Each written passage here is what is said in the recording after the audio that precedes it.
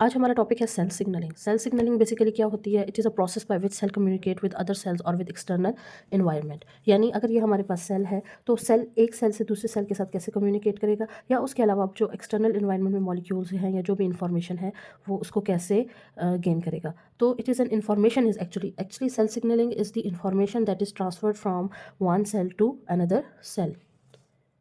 इसमें जो हमारे पास दो इंपॉर्टेंट जो हमारे पास मॉलिक्यूल्स आ जाते हैं वो हैं लिगेंड्स एंड रिसेप्टर्स।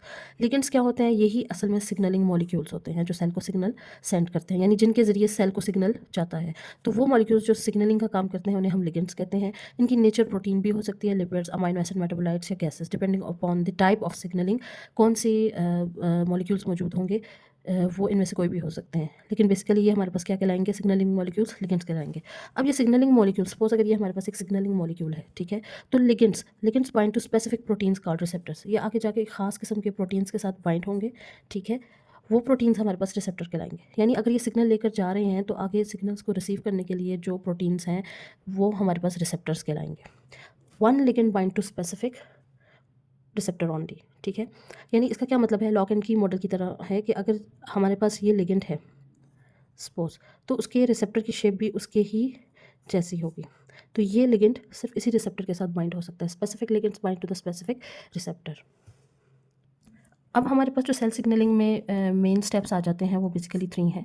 इनमें सबसे पहले हमारे पास है reception. Reception is something like to receive something ना।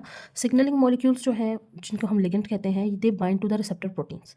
रिसेप्शन में हमारे पास क्या होता है? जो मेन स्टेप है कि सिग्नलिंग मॉलिक्यूल बाइंड करता है रिसेप्टर प्रोटीन के साथ। जैसे कि अभी पीछे भी बताइए, अगर सिग्नलिंग मॉलिक्यूल है तो ये रिसेप्टर है, ये आपस में बाइंडिंग करेंगे and receptor present on the cell surface और इनसाइड द सेल। अब डिपेंड करता है कि रिसेप्टर जो है एक सेल है उसकी मेम्ब्रेन पर मौजूद है, ठीक है, और ये आके उसके साथ बाइंड करेंगे, या ये इज डायरेक्टली डिफ्यूज इनसाइड हो जाएगा और वहाँ जाके किसी रिसेप्टर के साथ बाइंड होगा। ये डिपेंड करता है, ठीक है।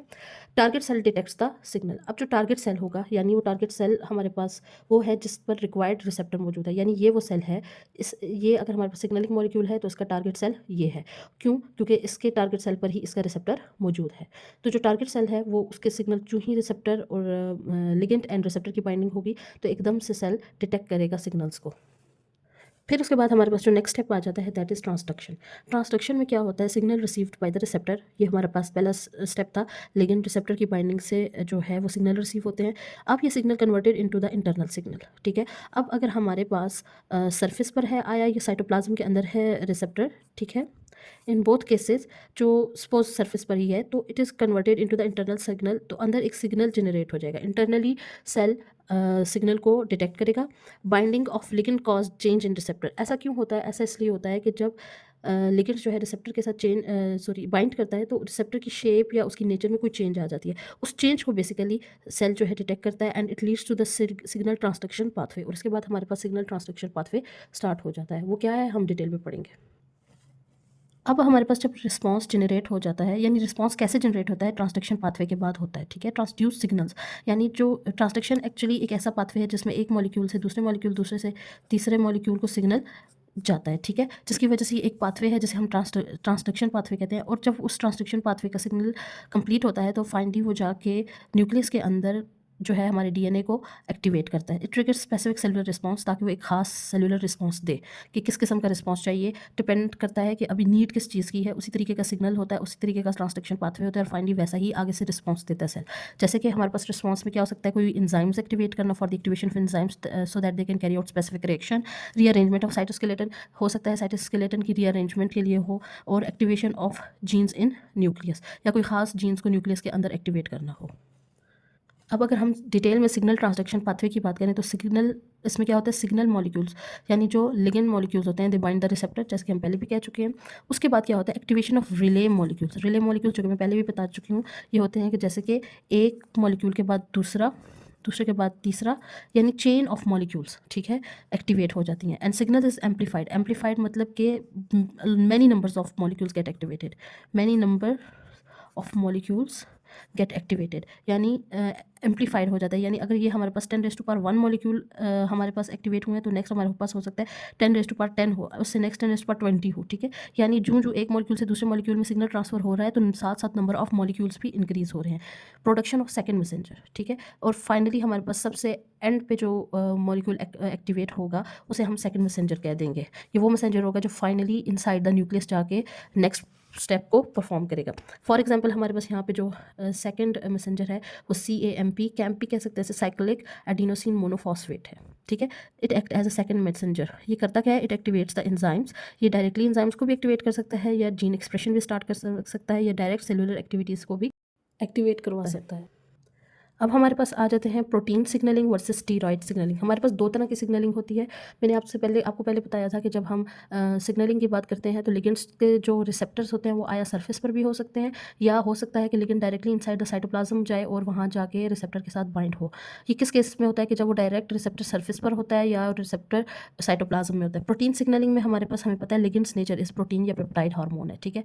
अब ये वो वाले पेप्टाइड्स हैं जो वाटर सॉल्युबल हैं, ठीक है, जिसकी वजह से they can not pass the plasma membrane directly, क्योंकि हमें पता है प्लाज्मा मेम्ब्रेन में जो फॉस्फोलिपिड्स हैं वो लिपोफिलिक हैं, ना कि वाटर लविंग है। इस वजह से ये वाटर सॉल्युबल होने की वजह से प्लाज्मा मेम्ब्रेन को डायरेक्ट जाके डिफ्यूज़ वहाँ से नहीं कर सकते, उसको क्रॉस नहीं कर सकते।